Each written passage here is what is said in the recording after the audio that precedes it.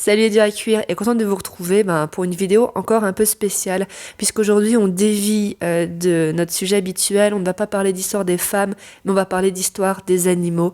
Je l'ai répété plein de fois sur cette chaîne, les animaux c'est ma grosse passion, même encore plus gros que l'histoire, donc pour vous dire. Alors quand j'ai vu que le Muséum d'histoire naturelle proposait là de fin mars au 7 janvier 2024 une exposition sur les félins, je me suis dit qu'il fallait y aller. Mais d'abord, tant qu'à parler félins, je l'ai répété, on est enfin plus de 1000 abonnés, donc c'est vraiment cool. Je vous remercie. Et je me suis dit, autant en profiter pour mettre en avant une association que j'aime beaucoup. Ça s'appelle Un félin pour la vie. Donc c'est basé à Donge, donc en Loire-Atlantique. C'est une association qui essaye de stériliser des chats sauvages et qui les trappe. Et les chatons ou les chats sociables, ils essayent de les mettre à l'adoption et ils font vraiment un gros travail. Je sais aussi que régulièrement, ils poussent leur mur vraiment pour récupérer des chats à la fourrière, parce que on ne le dit pas beaucoup, mais en fait, la plupart des animaux, surtout les chats qui arrivent à la fourrière et qui n'ont pas de propriétaire, sont euthanasiés. Et aujourd'hui, malheureusement, les refuges sont pleins. Donc heureusement qu'il y a des associations comme un félin pour la vie. Et je sais pas, si jamais vous cherchez des associations à qui faire des dons, je rappelle quand même que les dons sont déductibles des impôts, donc pourquoi pas. Écoutez, je mets dans la barre de description un lien qui vous donnera plus d'informations sur cette association. Et sur là, cette fois-ci, l'introduction a été beaucoup trop longue. On attaque le cœur du sujet et on part à la découverte de l'histoire des félins.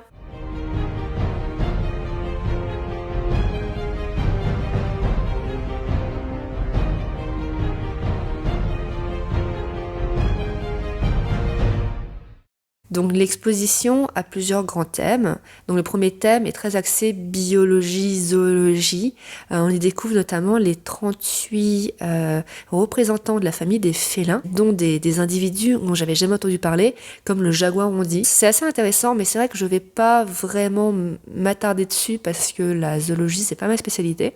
Moi j'ai plutôt m'attarder sur les deuxième et troisième thématiques de l'exposition, à savoir la relation entre les félins et les hommes et la domestication du chat. Et donc l'exposition s'attarde longuement sur la place que les grandes civilisations attribuaient aux félins, et notamment aux grands félins.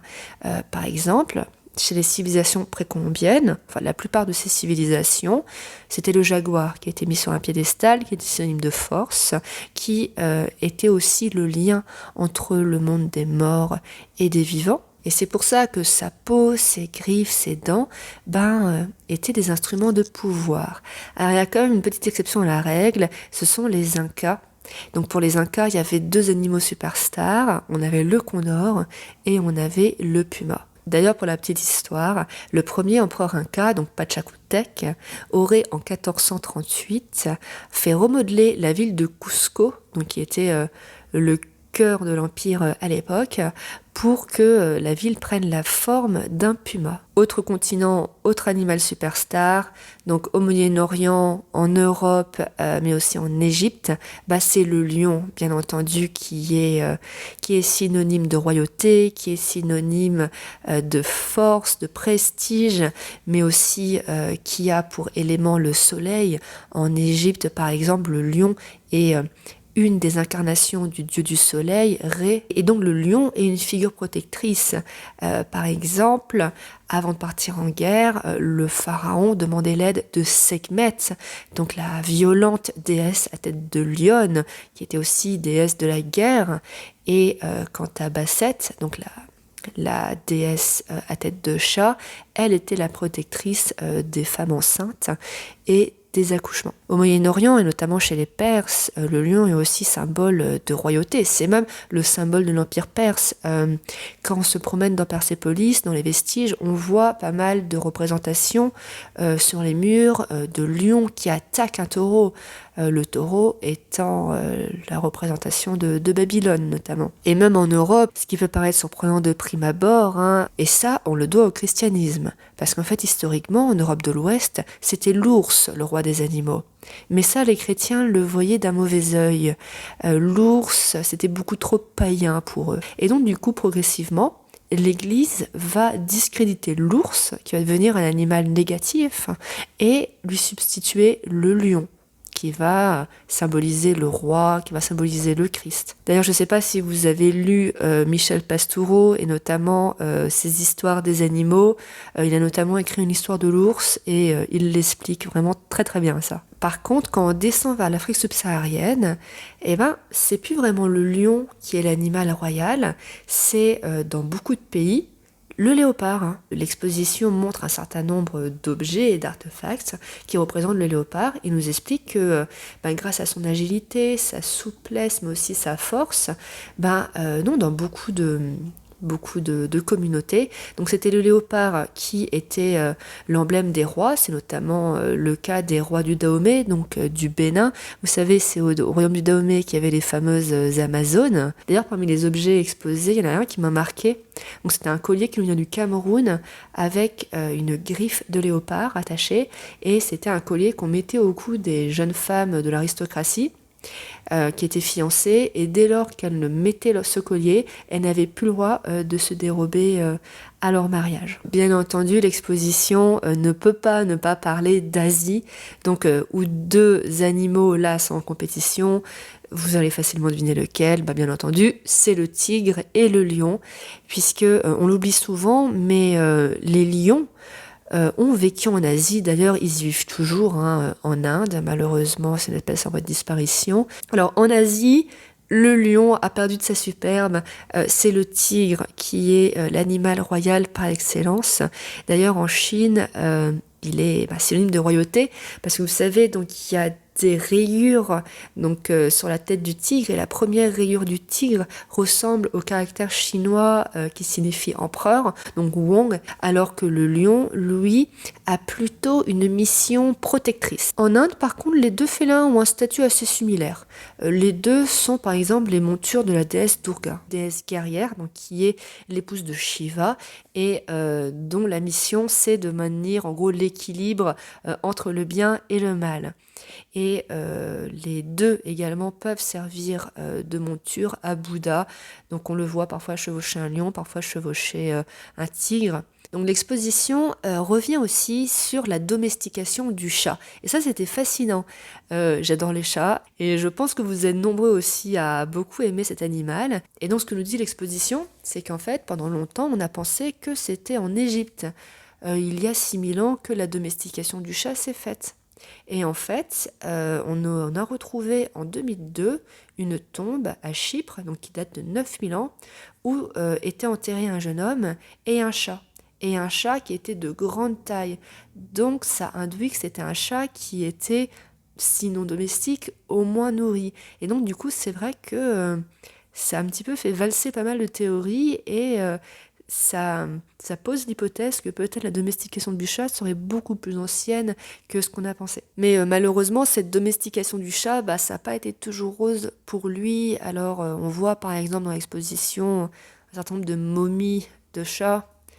Alors en fait, c'est vrai qu'on entend souvent qu'en Égypte, les chats étaient sacrés, que soi-disant quand un chat mourait, il fallait que ses propriétaires se rasent les sourcils. Sauf que le revers de la médaille, c'est que il y avait des élevages industriels de chats destinés au sacrifice. Donc ces chats étaient sacrifiés, ils étaient bénis, ils étaient réduits en momies et ensuite vendus comme des porte-bonheur. Ils étaient aussi sacrifiés en masse lors de cérémonies religieuses. Donc c'est vrai que cette popularité du chat dans l'Égypte antique était quand même à double tranchant. Bon, ce sera jamais pire que quand même ce qui s'est passé en Europe. En fait, dès le VIe siècle, les premiers chrétiens vont être très, on va dire, méfiants envers le chat, à qui ils attribuaient beaucoup de vices, la fourberie, la gloutonnerie. Et à partir du XIIe siècle, là, les autorités religieuses vont assimiler les chats, et surtout le chat noir, au mal, avec un M majuscule. Et ça va être le début des persécutions. On va pas s'attarder sur ces fêtes de la Saint-Jean où on brûlait en masse des chats. Il va vraiment falloir attendre la fin du XVIIe siècle pour que le chat gagne ses lettres de noblesse, notamment au sein de l'aristocratie. À Versailles, beaucoup de courtisans avaient des chats. Bon, je vous renvoie à la vidéo que j'ai faite l'année dernière sur l'exposition Les animaux du roi. En effet, à Versailles, il y avait une exposition sur justement les animaux à Versailles, les animaux domestiques, mais aussi les animaux sauvages de la ménagerie. Et c'était vraiment super. On apprenait par exemple que Louis XIV, mais surtout Louis XV, étaient des grands amoureux des chats, que Louis XVI, lui, par contre, les détestait, qu'il avait eu une expérience très très malheureuse et douloureuse avec un chat. Et l'image du chat, dès lors, ne va faire que s'améliorer. Et au XIXe siècle, il va devenir un des symboles, on va dire, des intellectuels. Alors du coup, dans l'exposition, il y a tout un mur avec des photos d'intellectuels et d'hommes de lettres avec leur chat. Et la réhabilitation du chat se continue aussi parce qu'il y a un écriteau qui m'a aussi beaucoup surpris. C'est vrai qu'on entend beaucoup actuellement de tribunes d'écologistes qui disent que oui, les chats, c'est un impact horrible sur la biodiversité. Mentionnons également ce connard de Willy Schren qui avait dit que en gros, les chasseurs devaient buter les chats, enfin bref.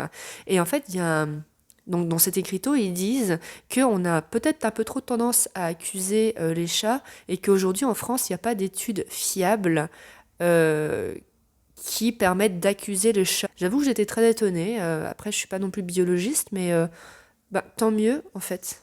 Mais j'étais très surprise de cette prise de position. Une partie aussi que j'ai bien aimé de l'exposition, c'était une rétrospective sur la réintroduction du lynx en France. Il faut savoir que le dernier spécimen de lynx français a été abattu en 1928 et que dans les années 80-90, on a fait des efforts de réintroduction et que malheureusement aujourd'hui les lynx sont plus que jamais en péril. Je crois qu'il doit rester que 150 individus et malheureusement leur nombre décroît encore pour d'autres espèces. Les réintroductions marchent bien, mais là le lynx en fait il a beaucoup de menaces. Déjà le braconnage, voilà, notamment du fait des chasseurs, décidément, ils en prennent plein la gueule, mais ils le méritent de s'en prendre plein la gueule, qui continuent de le braconner car, soi-disant, c'est les lynx les concurrences pour les petits gibiers. Le braconnage du fait des éleveurs aussi, et surtout les collisions routières. C'est vraiment les principales menaces du lynx aujourd'hui, avec en plus, du coup, la perte de diversité génétique. Donc vraiment, c'était bien de faire ce travail de sensibilisation. Alors du coup, qu'est-ce que j'ai pensé de cette expo? Je me suis auto-spoilée, je l'ai bien aimée. Je trouve que c'est bien de faire ce type de travail de sensibilisation et on a besoin. Ok, je vais être méchante. Je sais qu'il faut pas être méchant, mais du coup, j'ai entendu les gens parler autour de moi pendant cette expo et le nombre de choses fausses qui ont été dites d'un ton souvent professoral par les gens. Parfois, j'ai vraiment cru que j'allais me tirer une balle. Par exemple, au début de l'expo, il y a un squelette de Smilodon, donc de tigre à dents de sabre, et il y a une famille. Donc le père et la mère veulent expliquer un peu les trucs à leur fils qui devait avoir 5 ans. Et là, le père dit, oui, voilà, c'est l'ancêtre des félins. C'est pas l'ancêtre, c'est un cousin. C'est pas grave, ça, à la limite, on s'en fiche. Et là, l'enfant dit, je veux en voir un vrai. Et la mère lui dit, mais non, c'est pas possible, enfin. Et là, elle a un doute. Elle dit à son mari, mais c'est pas possible, j'ai un doute. Il y en a plus des tigres dans le sabre. Et donc là, le mari le regarde un peu avec un air un petit peu ironique. Honnêtement, il pouvait pas se permettre d'être ironique vu la bombe qu'il allait nous sortir. Et il dit, mais non, regarde, il y a écrit que ça s'est éteint il y a 10 000 ans. Ça vivait autant des dinosaures. Il a dit ça sérieusement. Mais en fait, tout ça, ça montre que c'est pas un sujet qui est forcément très connu des gens, et pourtant, c'est un sujet qui intéresse les gens. Enfin, cette exposition, j'ai regardé, les créneaux horaires, ils partent très rapidement. Les gens sont intéressés. Donc du coup, voilà, c'est bien de pouvoir les sensibiliser, de montrer vraiment la diversité des félins, de montrer que malheureusement, cette diversité elle est de plus en plus menacée. Sinon, c'est pas non plus une exposition hyper grande, mais écoutez, elle fait le taf, c'est plutôt bien agencé. Moi, j'y suis allée un samedi et je me suis pas sentie oppressée. Et donc du coup, pour tout ça, moi, je mets la note de 8 sur 10 et je vous invite vraiment à y aller, c'est très plaisant. Alors, j'espère que cette vidéo vous a plu. Alors oui, vous avez vu, c'était une vidéo beaucoup plus relax que d'habitude, hein. On s'est lâché. D'ailleurs, j'ai pratiquement pas relu mes notes. C'est vraiment beaucoup de réactions à chaud. Et la prochaine vidéo quand même sera un petit peu plus conventionnelle. Ne vous inquiétez pas. Et écoutez, à très bientôt.